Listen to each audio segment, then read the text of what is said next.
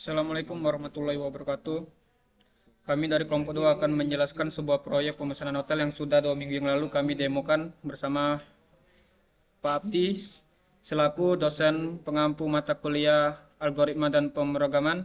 Perkenalkan, nama saya Farel Dwi Kadriano dengan NIM 09010825294045. Jadi di sini saya akan menjelaskan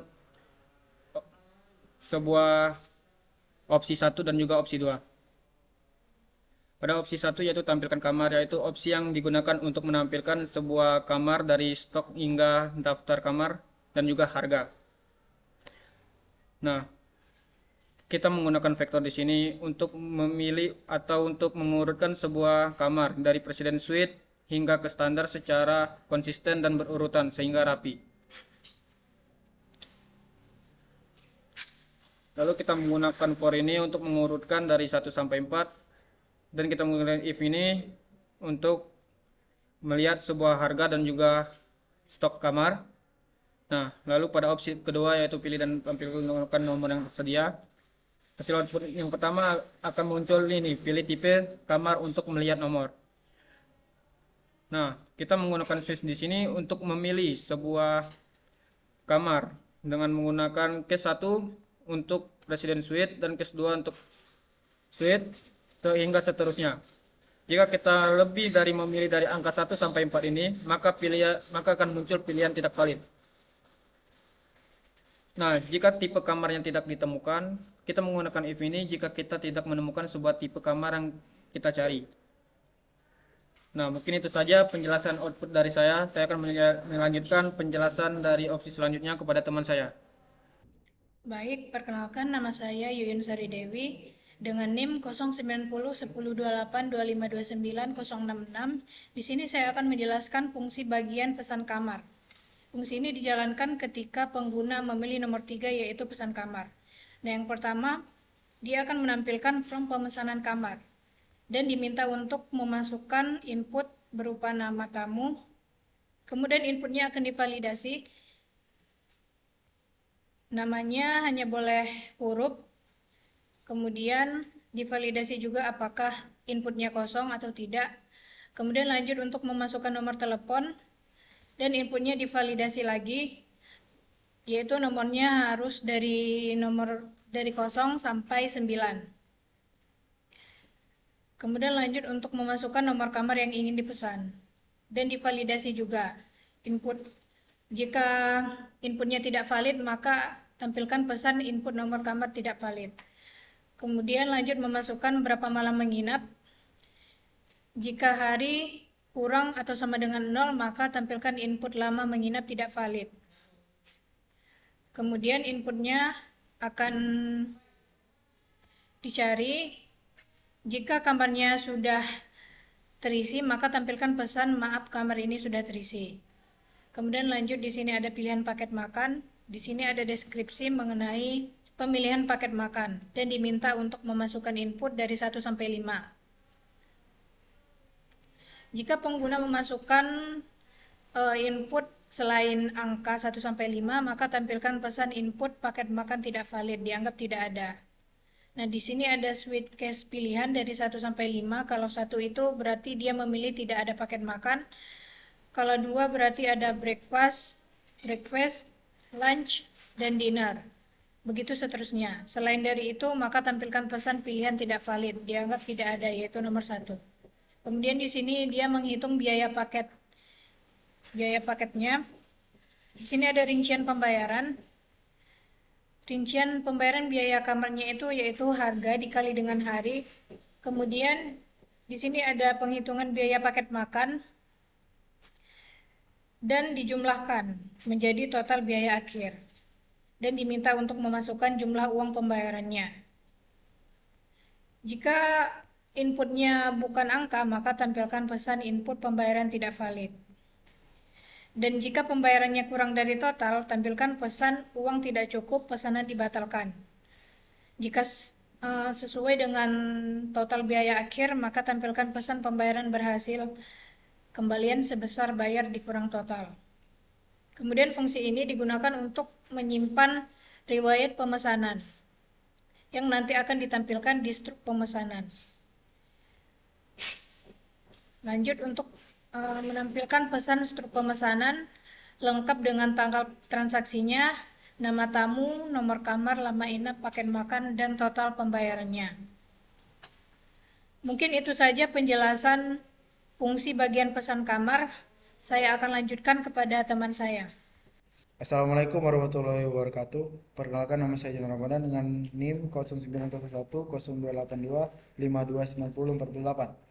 Di sini saya akan menjelaskan opsi 4 dan juga 5, yaitu check out kamar hotel, kemudian batalkan pesanan. Nah, check out kamar hotel itu kodenya mulai dari void check out kamar, INT nomor, sampai dengan if CIN nomor, kemudian code, input nomor kamar tidak valid, kemudian bersihkan input dan return. Nah, eh, perintah ini tuh menyuruh user untuk memasukkan nomor kamar. Kemudian jika inputnya bukan angka, maka kamar itu menjadi tidak valid atau tidak tersedia. Kemudian itu bersihkan input ini, kemudian for if daftar kamar tersedia, kemudian code kamar nomor, ini kamar ini sudah kosong, kemudian daftar kamar tersedia tuh code kamar nomor berhasil dikosongkan sampai return. Nah, eh, ini tuh untuk kode ini tuh melakukan looping untuk mencari kamar dengan nomor tersebut. Nah, ada dua kemungkinan, yaitu kamarnya itu ternyata sudah kosong, kemudian kemungkinan yang satu lagi, kamar ini sedang ditempati atau bisa di check out.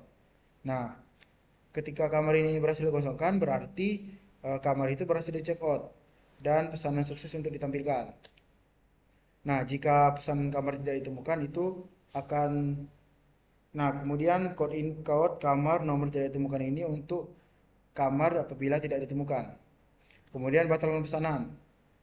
Nah, batalkan pesanan ini dimulai dari void batalkan pesanan sampai dengan return. Nah, INT nomor, masukkan nomor yang ingin dibatalkan. Nah, user itu diminta untuk masukkan nomor kamar. Apabila nomornya bukan angka, maka tidak valid atau tidak tersedia. Nah, kemudian bersihkan input, boleh ditemukan false. Kode for if sampai dengan return ini itu fungsinya untuk membatalkan pesanan. Nah, membatalkan pesanan itu ya apabila kode kamar nomor memang sudah tersedia ini atau kosong, berarti kemungkinannya kamar ini memang tersedia atau tidak perlu lagi dikosongkan. Apabila um, for vektor pesanan, riwayat pesanan begin sampai dengan if riwayat pesanan erase, berarti pesanan ini, pesanan kamar itu ada yang menempati, kemudian bisa dibatalkan dan status kamar itu berubah menjadi telah dikosongkan. Nah, kemudian if ditemukan berarti nomor kamar tidak ditemukan. Nah, kode if ini untuk menampilkan apabila nomor kamar itu tidak ditemukan. Kemudian apa? Opsi selanjutnya akan dijelaskan oleh teman saya. Perkenalkan, nama saya Aksel Sadewo dengan NIM 0901102825299075. Lanjut ke bagian void tampilan riwayat.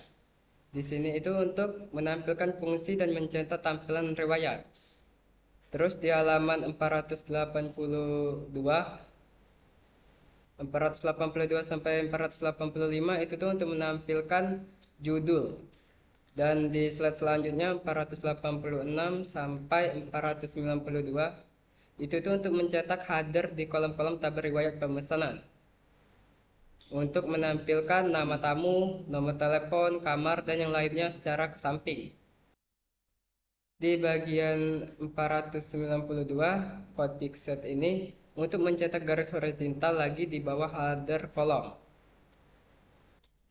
Di bagian 494 ini memeriksa apakah riwayat yang dimasukkan kosong atau sudah diisi.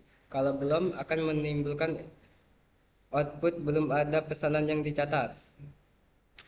Di bagian 497 itu blok else dieksekusi jika ada data pemesanan, memulai log per dan mengiterasi melalui semua elemen dalam. Di bagian 498 ini mencetak data Untuk mencetak data ke I, dicetak menggunakan lebar kolom yang sama seperti header. Seperti nama tamu, nomor telepon, nomor kamar, dan yang lainnya. Dan yang terakhir itu di bagian keluar. Di keluar ini akan menampilkan input yang baru di awal lagi, seperti yang ada di awal pertama kali tadi. Jadi mungkin sekian saja.